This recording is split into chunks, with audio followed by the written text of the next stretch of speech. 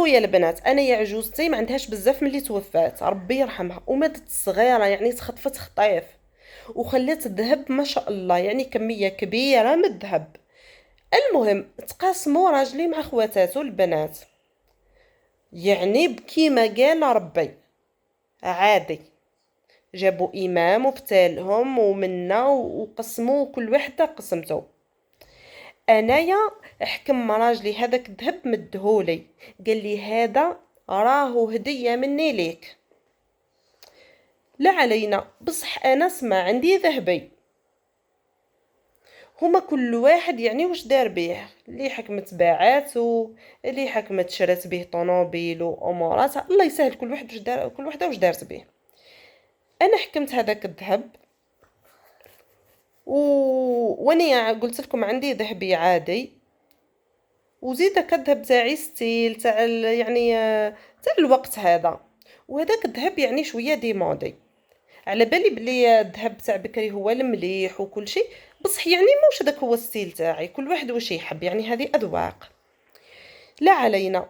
انا في الفتره هذه الاخرى عندي اختي صراو لها مشاكل وسفرات مسكينه وحياتها كامل وهي عايشه في دار، يعني الحيوان حاشاكم ما يقدرش يعيش فيها. قلت انايا واش فيها كي نعاون اختي، قلت دوك نبيع الذهب هذاك، انا مانيش لابساتو نبيعو ونمدو لاختي. يعني هو راجلها انسان طيب وعلى قد الحال وكل شيء، وعلى ما نعاونهاش ونشري لها لاشتاس ابارتمون صغيره. المهم راجلي قال لي راهو ذهبك وتصرفي فيه كيما تحبي. كي سمعوا خواتاتو جاو ياكلوا في رواحهم، قالوا لي وشكون اللي قال لك اصلا تصرفي في الذهب تاع ما، وشكون اللي قال لك بيعيه، وهذا موش من حقك اصلا باش تديه نتيا، وعلى حتى تديه، وزايده راح تمديه لاختك وراح تشري لها وراح ديري لها ومنا وترجعي لنا الذهب تاع ما، وهذا ريحه ما وما تديهش. انا دركا على بالكم تبلوكيت، قالوا لي ما عندكش الحق خلاص تتصرفي فيه. يعني انا قلت لهم راك مديتوا حقكم، وهذا حق راجلي اداه ومدهولي، وانتوما كل وحده دات لابار تاعها وكل وحده تصرفت فيها كيما تحب. علاه جايين تدخلوا في حاجه ما تخصكمش؟ قالوا لي هذا الذهب تاع ما معناها ندخلوا فيه.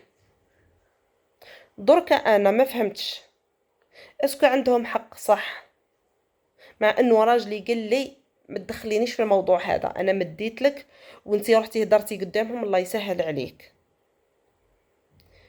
دركا انا ما فهمتش، نشري لاختي لابارتمون ولا الذهب هذا صح من حقهم ونرجع لهم؟